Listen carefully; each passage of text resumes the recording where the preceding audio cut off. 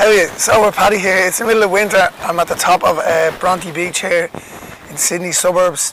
It's raining, it's sunny, it's like a nice Irish summer's day. The current climate in the world is nice and refreshing, I have to say. There's a lot of upheaval, social madness, there's anarchy in the streets of London.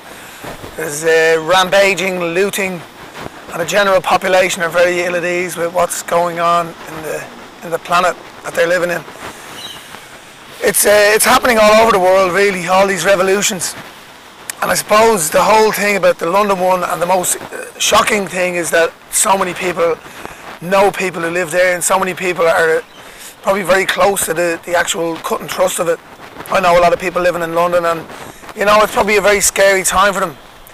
I was reading remarks made by David Cameron, the English politician, head honcho as it is, and he was talking about the blame game and who's to blame for all this. And he's talking about the fact that the parents of tens of thousands of people are to blame for these social things and these problems and this looting. And you know, where are the parents? Why aren't they bringing them in? And I think you have to sort of think about it in the laws of averages. Why would 10 or 20 or 30,000 people revolt against something? You know, there was, of course, the incident where the young kid got shot for no apparent reason, and that sparked off a lot of the initial riots, but the rest of it has all been extremely, I suppose, expected, and really all it's shown is that the systems that are in place are falling apart, and the systems that are there at the moment are just not working. The whole thing about it is the current world that we live in and the current way that things are set up, it suits the whole elite powers, and it suits the people who have money, and the whole way that the central banking system works and the way that the political systems that are in place make these systems stay in power. It has to end, and there has to be upheavals, and there has to be a way that the conditioning that's been going on for many years comes to an end.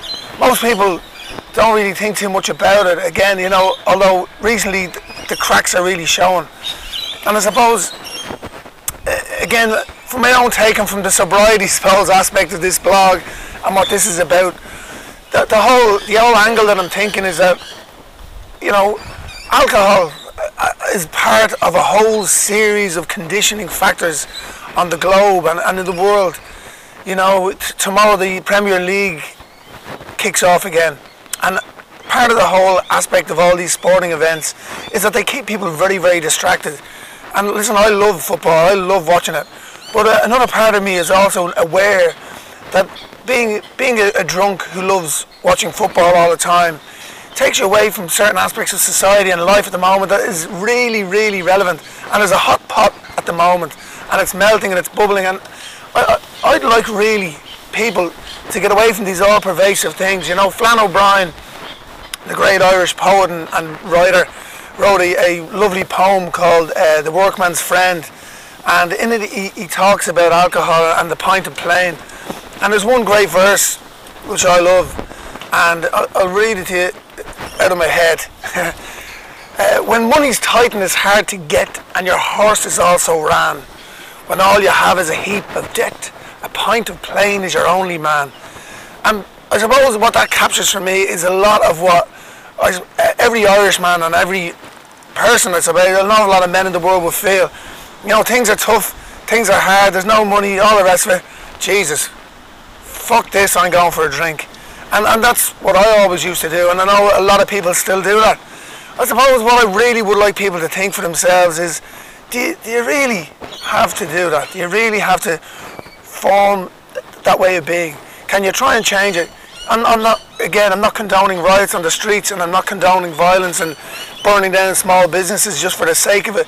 But I think a small element of even researching it and being aware that all these things and all these government systems and all the systems that are in place right now, which make money for a minor 1% of the 1% of the population. Again, let me explain it to you very, very clearly and simply. The central banking system which operates on the planet at the moment is a system which supports 1% of the 1% of the population, and the governments that are in place at the moment they make money for these private banks.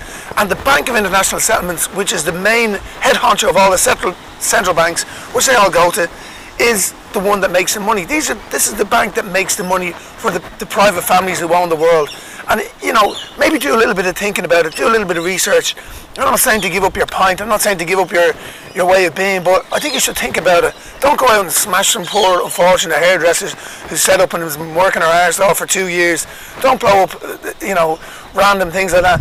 But maybe try and get involved, try and have a think about it, and try and do something that's not just sitting down in the pub and getting pissed and watching football that kicks off tomorrow, which I can't wait. Liverpool for the title, by the way. Anyway, that's all I have to say today. Get up, Ella. Get out of the pub, you bleeding liars. Go on, get up.